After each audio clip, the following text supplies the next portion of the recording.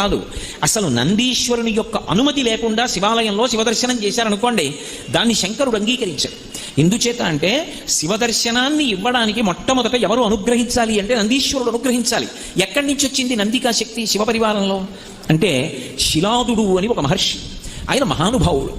ఆయనకి ఒకప్పుడు ఒక విచిత్రమైనటువంటి కోరిక కలిగింది, నాకు ఒక కుమారుడు కలగాలి, కానీ అందరు పిల్లలు పుట్టినట్టే భార్య యొక్క సహాయము వలన నా తేజస్సు నా భార్య యొక్క శోణితము కలిసి నా భార్య యందు పిండముగా రూపుదిద్దుకొని ఏదో కొన్ని నెలలు ఆమె గర్భము ధరించిన తరువాత బయటికి వచ్చేటటువంటి శిశువు కాదు, అయోనిజుడు కావాలి. స్త్రీ గర్భము నుండి బయటికి రానివాడయ్యి ఉండాలి, అయోనిజుడు కావాలి. 2, ఆ పిల్లవాడికి మరణం ఉండకూడదు, ఇక పిల్లవాడు శరీరం అన్నది విడిచిపెట్టకూడదు. 3, వాడు పరమశివుడితో సమానమైనటువంటి స్థాయిని పొంది ఉండాలి అనుగ్రహంలో.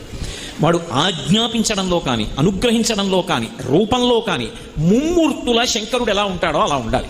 నాకు అటువంటి కొడుకు కావాలి.